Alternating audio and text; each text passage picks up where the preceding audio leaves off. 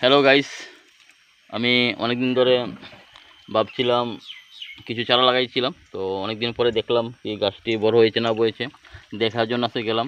দেখলাম বেগুন গাছের চারাটি অল্প অল্প বড় হয়ে গেছে। তো এটা গাছটির মধ্যে সকালে বিকালে জল দেওয়ার পরে অল্প বড় হয়ে গেছে।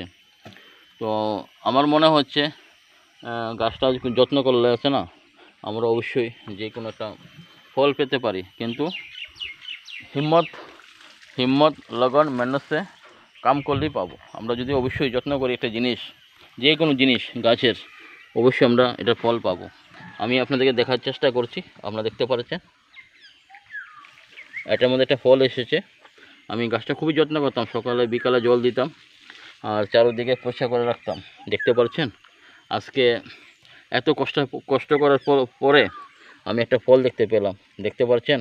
তো আমার মতন যারা আছে গাছকে যত্ন করেন, গাছকে লাগান, তারা অবশ্যই লাইক কমেন্ট শেয়ার করবেন।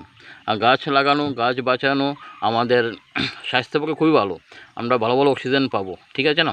তারপরে একটা গাছ যদি লাগাই, সবজি ক্ষেত যে কোনো গাছ লাগাই, ওইটার থেকে কিন্তু আমরা ফলও পেতে পারি। সবজিও সবজিও আমরা এখান থেকে পেতে পারি। দেখতে পাচ্ছেন গাছটা খুবই সুন্দর।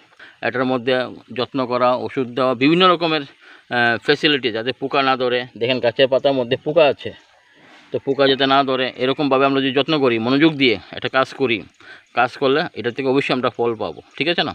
আমরা অনেকে গাফিলতি করি, গাছ লাগাই না, এসির মধ্যে থাকি, এসির মধ্যে ঘুমাই। জানেন এসির মধ্যে থাকলে, এসির মধ্যে ঘুমাইলে কী হয়? শরীর ক্ষতি হয়। আমরা যে গাছ লাগাই, গাছের থেকে যে একটা অক্সিজেন আসে, এটা হচ্ছে এক নম্বর।